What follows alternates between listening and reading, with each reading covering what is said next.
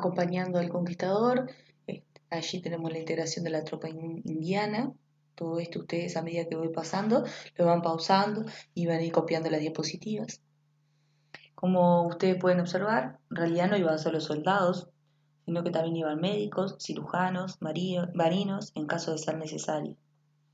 Además, figuraban algunos representantes de la hacienda real, como el tesorero o el contador, que eran los encargados de separar para el rey el quinto de todo el botín una vez que prosperaba la conquista.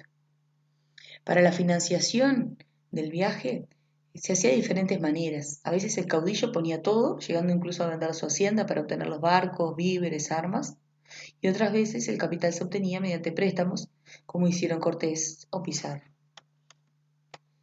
Allí tenemos una imagen de la conquista que muestra la disparidad de condiciones para la lucha. Por ejemplo, si vemos el armamento utilizado en ambas culturas.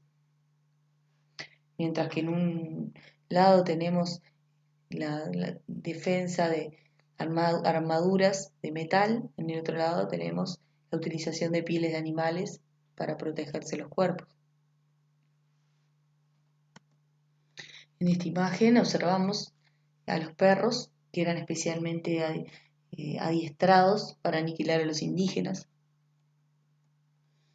Aquí al perro le sumamos el caballo, que fue un instrumento muy importante, al caballero, que lo vemos allí con su armadura y su escudo. ¿Cómo lograron los españoles someter a miles de indígenas? Vamos a ver ahora diferentes puntos. En primer lugar, tenemos armas psicológicas, los sentimientos de rebeldía hacia los grupos indígenas dominantes. Los indios eran mucho más en número que los españoles. Muy astutamente, los españoles lograron sumar a sus filas a aquellos grupos indígenas que estaban sometidos al imperio que querían conquistar, y de esa forma fue mucho más fácil obtener refuerzos para el triunfo. Otro punto importante, la confusión de los españoles con dioses. Los indígenas preguntaban a los descubridores si venían del cielo, les olían las ropas por si les engañaba el tacto o la vista.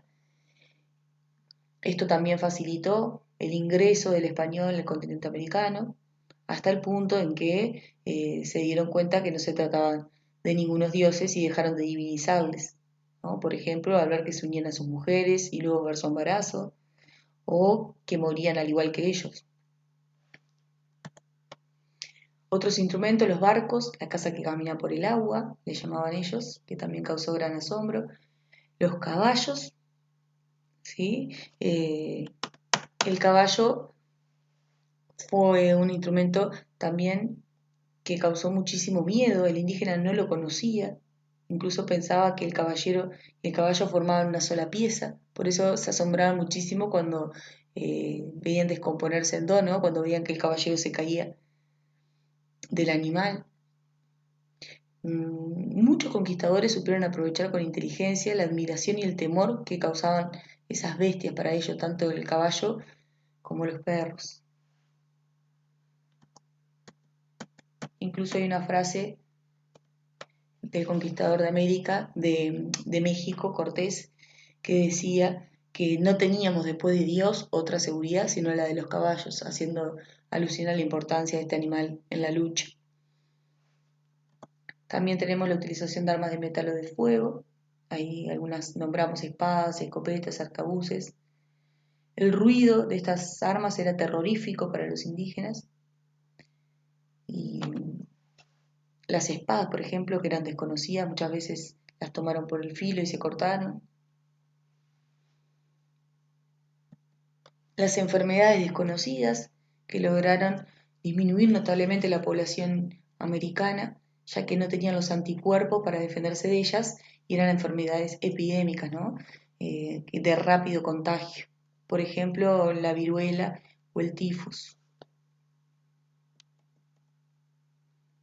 Tenemos algunos nombres de caballos cabalgados por Cortés o por Pizarro.